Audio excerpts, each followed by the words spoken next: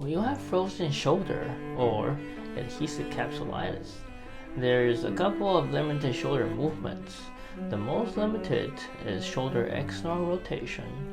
The next is shoulder abduction, and then shoulder flexion, and shoulder internal rotation is sometimes limited as well.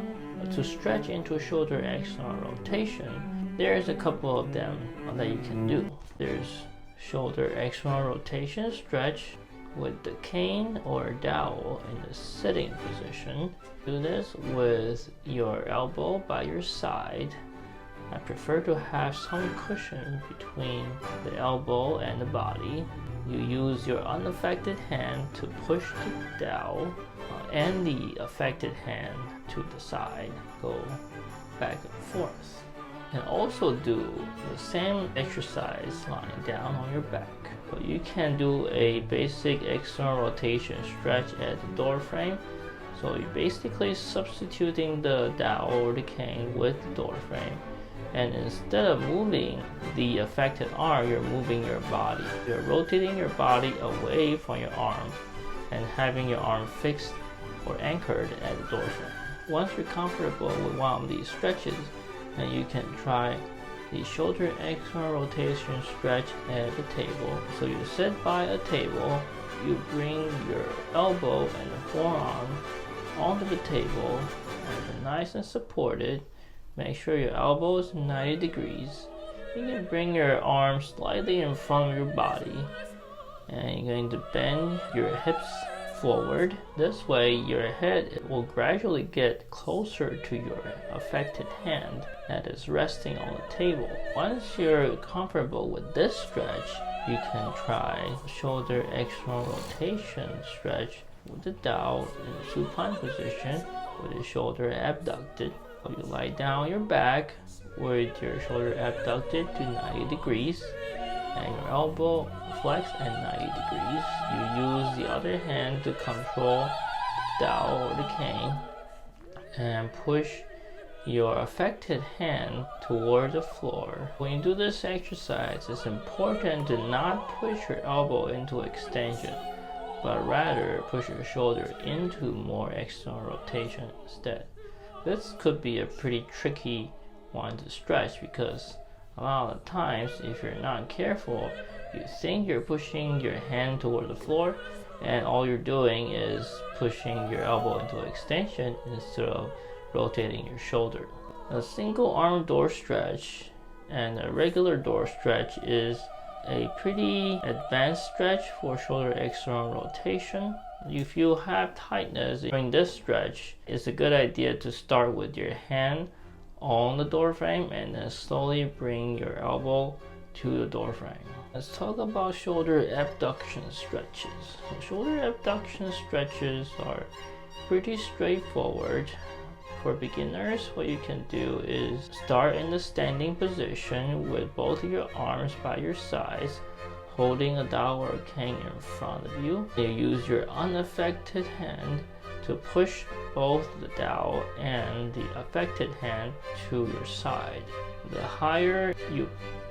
farther you push, the more stretch you should feel in your shoulder. Table slide shoulder abduction. And you're just sliding your arm across the table, except you're sitting perpendicular to the table and you're reaching your arm into the table. Shoulder flexion stretches. For beginners, I like to start with table slide. So you're sitting facing the table and you're stretching your arm forward across the table. The farther your hand slides across the table, the more stretch you will feel in your shoulder. This is the most beginner-friendly stretch that I can think of for shoulder flexion. And the more advanced version of this is the wall slide for shoulder flexion. It's the same as table slide, but instead of sliding your arm across the table, you slide your hand and arm up against the wall. Another beginner-friendly stretch aside from table slide is using a pulley system to stretch your arm up. So this is pretty straightforward. You sit at the pulley over a door, you put a chair in front of the door, and you sit down in the chair with your back against the door. As you pull down one end of the pulley with your unaffected hand, your affected hand will get pulled up toward the ceiling. You can also incorporate the shoulder flexion stretch with the dowel in the supine position, or you're lying down your back position with your face up. So you start with holding a cane or a dowel in front of you with your arms by your sides. You start in this position and you slowly bring your arms forward and up toward the ceiling. You can use your unaffected hand to guide the movement, and the farther you go, the more stretch you will feel in your affected shoulder. Another stretch that is pretty good for stretching the shoulder flexion, but takes some stability in your shoulder to do, is the Statue of Liberty stretch. So you'll hold your cane or dowel in front of you in the sitting position. You'll basically push your affected hand holding the dowel forward. The important thing for this stretch is making sure the dowel doesn't, part of the dowel that's anchored on the floor does not move. So you can make sure it doesn't move by doing the exercise on carpet or a mat that's not slippery. If you're on tiles, you can also stick the dowel in the shoe, so that could also work to prevent it from slipping. Shoulder internal rotation stretches.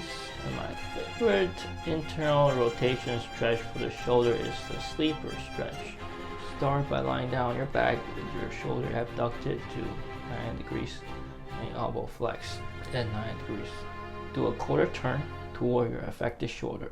Use your unaffected hand to control the affected arms and wrists, and slowly push the affected wrist down toward the floor. Key thing to remember during the stretch is to not flex or extend the elbow. There are other shoulder internal rotation stretches that are pretty good. You can do some behind the back stretches with a dowel or a towel. The easier version is to just hold the dowel or towel behind you with both hands. You pull with your unaffected hand. You pull the towel or the dowel through the side. This will pull the dowel or the towel along with the affected arm into internal rotation. The more difficult version of this is to hold the dowel or the towel in a vertical position behind your back. In this case, you would pull upward into the ceiling with unaffected hand. You'll pull the towel or the dowel along with the affected hand upward toward the ceiling. Thanks for watching all the way to the end of the video. I really appreciate it. I'm going to link 2 more frozen shoulder related videos that you can watch regarding frozen shoulder exercises